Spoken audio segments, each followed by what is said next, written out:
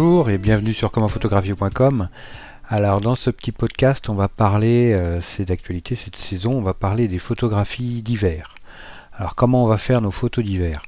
Alors déjà c'est vrai que c'est bon quand l'hiver est là, on a eu les beaux jours sont derrière nous avec tout le confort que ça implique.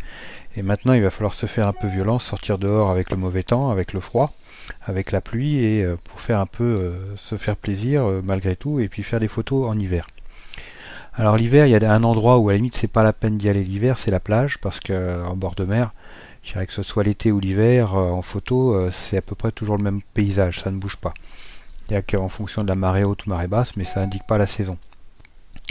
Euh, L'hiver, je dirais, c'est la montagne. En montagne, on va vraiment voir la saisonnalité avec la neige qui va être présente. Donc là, on va pouvoir s'exprimer si vous habitez à la montagne ou si vous avez la chance d'aller au sport d'hiver, vous allez pouvoir faire des superbes photos de neige, de forêts enneigées, de branches alourdies par la neige. Donc là, attention, prévoyez des filtres ND à la neige si vraiment il y a beaucoup de soleil, parce que vous risquez d'avoir des ambiances très lumineuses. Donc un petit filtre gris neutre pour atténuer la luminosité ne sera pas de trop parfois. Après la montagne, on peut avoir aussi la forêt. La forêt en hiver, avec si vous avez une forêt avec des feuilles qui sont absentes, avec toutes les feuilles qui sont au sol, le tapis de feuilles mortes, ça peut être des ambiances sympas. Vous avez en général les mousses qui sont bien vertes. Vous avez les cours d'eau qui sont gonflés par les pluies hivernales, donc qui sont des torrents par endroits.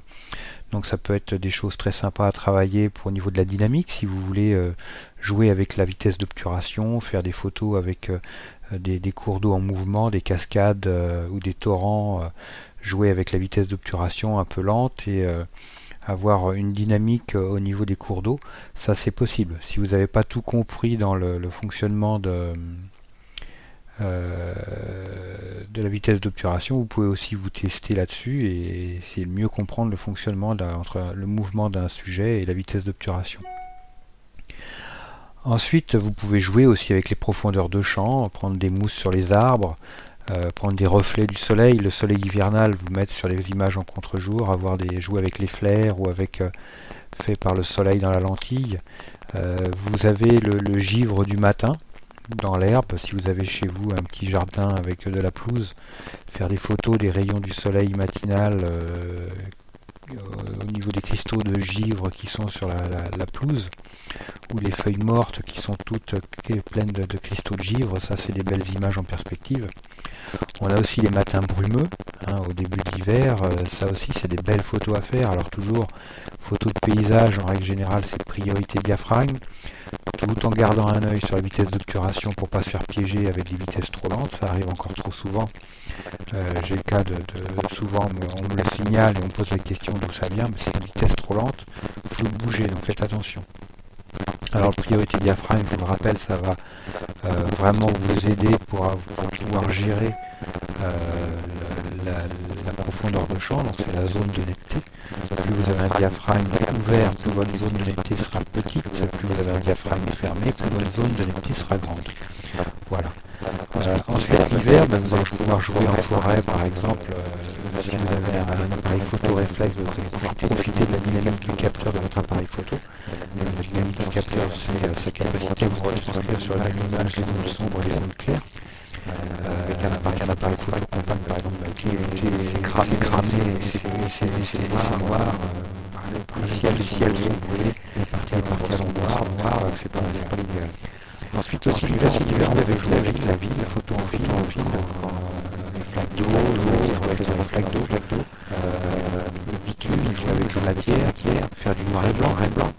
La lumière du jour, comme les jours sont plus courts, vous pouvez jouer avec la nuit qui tombe de bonne heure sur la ville, avec les phares des voitures. Donc vous savez, il y a des sujets inépuisables l'hiver. C'est aussi, il faut vraiment que vous en profitiez pour vous lancer à fond dedans et vous faire plaisir.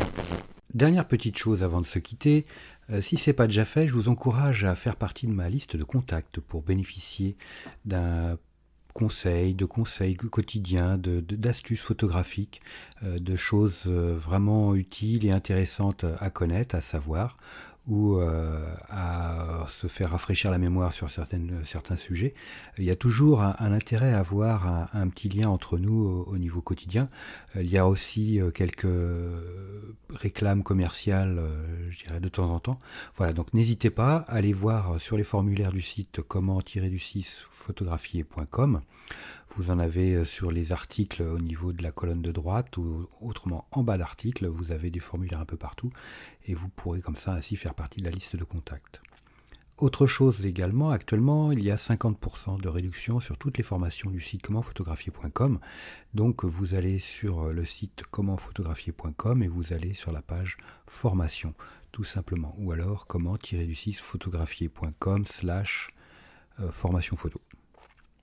Mais allez sur le site, ça sera beaucoup plus simple. Donc vous avez 50% avec le code 5050 en chiffre arabe et vous pourrez bénéficier de toutes les formations à moitié prix. Vous avez une quarantaine de formations sur la photo de paysage, vous avez des formations sur le portrait, vous avez des formations sur les photos d'enfance, sur les photos flash, sur la photo culinaire, j'en passe et des meilleurs les amis.